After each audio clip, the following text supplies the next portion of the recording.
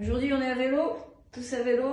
Bientôt, on va être déconfinés et on va tous aller à vélo. Bon, si les pistes cyclables sont assez larges, hein. Mais ceux qui sont à la campagne, faut pas vous en priver. On a parlé des autres sports et moi, j'ai toujours mis du vélo dans l'entraînement. Le vélo, c'est le voyage. Et je me servais du vélo pour aller faire des compétitions de course à pied parce que j'avais pas de voiture. Genre trail à la Bérarde, ceux qui connaissent les Alpes apprécieront, je montais en vélo. La route super étroite, à l'époque, même un vélo, une voiture, c'était chaud. La Trièves, enfin, à chaque fois j'allais à vélo, voilà, donc, et je courais et je rentrais en vélo. Donc c'était quand même 40, 50 bornes, voire plus, pour y aller et pour revenir. Donc, ça servait de récupération, on va dire ça. Voilà, donc le vélo, c'est. On se souvient quand on a quitté les roulettes, avec les parents qui courent derrière, ça c'est un bon souvenir, hein, vers 3-4 ans, je sais plus. Et la première fois qu'on a couru, longtemps, c'est aussi quelque chose de mémorable. Pour moi, j'avais 15 ans et je faisais les Jeux Olympiques pour les éclaireurs de France. Voilà, et j'étais en camp d'éclaireurs de France, truc de scout, mais mixte, hein, mixte, et laïque. Et voilà, donc j'ai quand même fait beaucoup de vélo, beaucoup de voyages à vélo avant de courir finalement. Voilà, et c'est le vélo qui m'a amené à la course à pied, puisque j'y allais tous les jours à l'école en vélo depuis l'âge de 11 ans, depuis Herbé, au-dessus de Grenoble, descente et remontée avec les places à vélo, le cartable cuir et puis le pantalon en velours et la dynamo le soir. Voilà, et par tous les temps. Voilà, donc le vélo c'est juste magique, j'en reparlerai, c'est le sport qu'il faut faire pour améliorer son cardio, son mental et la finesse du réglage de la cadence, l'anticipation de la pente. Il n'y a pas besoin d'être collé à la Michelin, de regarder un ou deux, trois chevrons. Faut juste savoir que quand on voit la pente, on va exactement savoir si on met à droite, à gauche, quel pignon, quel plateau. Donc ça c'est un réglage fin et finalement ça nous apprend à apprécier le terrain. Et quand on fait du trail et pour gérer les imprévus, c'est vraiment très important d'avoir fait du vélo.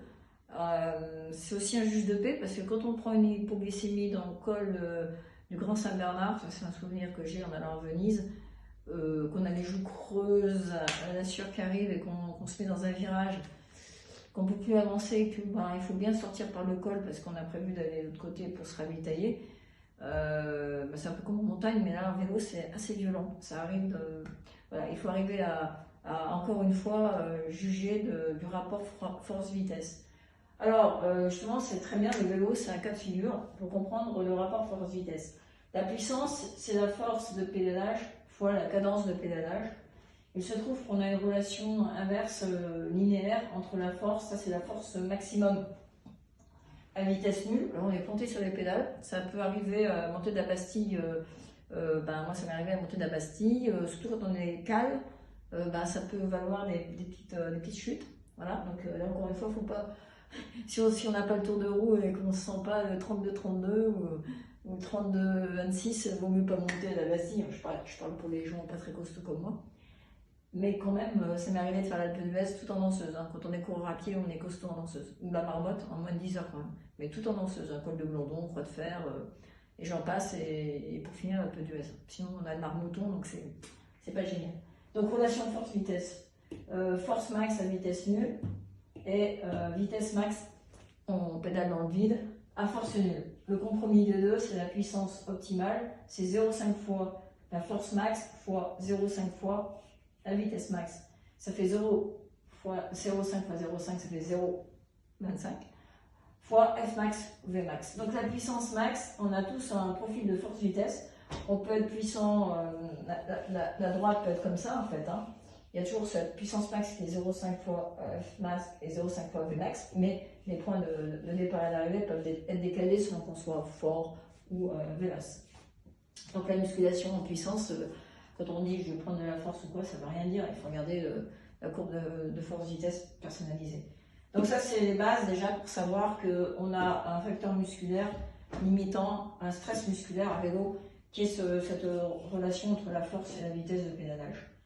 Après, il y a aussi le stress cardio-respiratoire. Alors, il faut savoir qu'en fonction de la cadence, donc la cadence, ça va nous permettre de minimiser de stress musculaire, mais il faut savoir que augmenter la cadence, ça va nous coûter plus cher en consommation d'oxygène, donc en stress cardio-respiratoire, et donc on va être obligé de consommer plus d'oxygène quand on veut augmenter la cadence pour une puissance donnée. On a les courbes d'ISO puissance 100, 150, 200, 250 watts.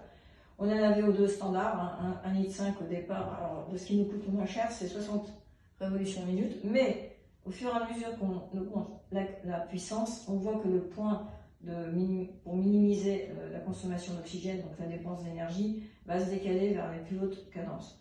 Donc on va arriver vers une cadence à peu près qui minimise le coût en oxygène de 80 coups minute quand on pédale au-dessus de 300 watts. Alors finalement, eh bien, il y a aussi la cadence optimale, c'est celle dans laquelle on est le plus confortable. Il se trouve que eh bien, finalement, la perception de la difficulté d'effort, c'est un trade-off, un compromis entre le stress musculaire et le stress cardio-respiratoire. Et finalement, la RPE va avoir je dirais sa zone de confort optimale autour de 80 coups minutes.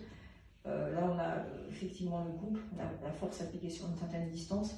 Donc en fait, il faut vous fier à vos sensations. Voilà, encore une fois, vous pouvez vous prendre la tête, mais ça s'éduque, c'est-à-dire que le vélo, ça s'apprend. Il faut savoir, encore une fois, estimer une pente, savoir dans quel état on est, et pas forcément garder son cardio ni rien, mais sentir, je pense qu'il va falloir surtout sentir quand on démarre. Le facteur limitant, c'est comme, encore une fois, le stress musculaire. On s'en fiche de consommer de l'oxygène, enfin, un peu plus, on s'en fiche d'avoir une fréquence cardiaque un peu plus. Ce qu'il ne faut pas, c'est commencer à avoir une hyperfréquence respiratoire et surtout ne pas bien dégager la poitrine. Opter pour un vélo si on veut faire de la montagne qui a plutôt un cadre droit. Moi j'ai un vélo, je ne me suis pas amusée à faire du sloping ou quoi, parce que moi ce qui m'intéresse c'est plutôt de monter en danseuse ou vu comme je suis gaulée, tout ce qui est à plat m'ennuie profondément. On reviendra à la définition de la puissance, les facteurs de puissance en vélo. Donc puissance et vitesse ne sont pas toujours équivalentes en vélo. Ça dépend aussi des résistances aérodynamiques qui sont très importantes parce qu'elles comptent pour 90% de la dépense énergétique en vélo contre 10% en course à pied. Donc pour se résumer, eh bien, encore une fois, fiez-vous à vos sensations, mais faites attention. Dans un premier temps, ne vous occupez pas du cardio. Occupez-vous déjà de pouvoir passer dans une zone de confort, déjà la pente, de rechercher un petit peu votre zone de confort, et puis d'en déduire, eh bien, si vous êtes plutôt fort ou véloce, selon que votre zone de confort est autour de 90 coups minute ou plutôt 60 coups minute. Avec Robert Marchand, que j'ai préparé pour le record de l'heure, 27 km dans l'heure à 103 ans, et il avait fait 24 à 100 ans, donc il s'était amélioré en 3 ans. J'avais uniquement axé le travail sur la cadence, parce que quand on vieillit, on a du mal à tourner les jambes. C'est toute une affaire de pouvoir monter à au-dessus de 60 coups minute. Donc je vous l'avais dit, voilà, Robert, tu t'entraînes, tu regardes ton cadence mètre pour être à 70 coups minute. On s'en fiche de la vitesse, mais travailler en vélocité, pour ceux qui ont un ergomètre pourront le faire. Et puis ça, c'est ce qui est le plus important. Voilà. En course à pied, bon, il ne faut pas se soucier de la cadence non plus. C'est quelque chose, vous avez vu que la cadence était fixe, constante. On a une cadence idéale en fonction de la longueur de jambe. Et on va jouer sur l'augmentation d'amplitude pour la vitesse. Mais on reviendra sur la course à pied plus tard. Alors aujourd'hui, vous allez faire un entraînement de vélo. Si vous avez la chance d'avoir un ergomètre, vous le faites sur un ergomètre. En travaillant dans une zone de confort, vous travaillez à une allure lente, facile. Vous allez chercher votre vitesse de pédalage de confort à allure facile.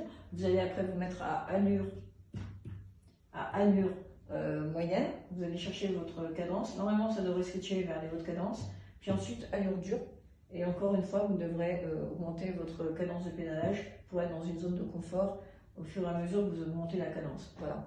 Donc, c'est ce petit exercice de perception, 1 heure de vélo. Alors, si vous n'avez pas ni ergomètre, ni Vélib, ni rien du tout, eh bien, écoutez, chers amis, allez courir et faites ce que vous voulez, une plage libre, puisque aujourd'hui, on parlait de vélo. Voilà.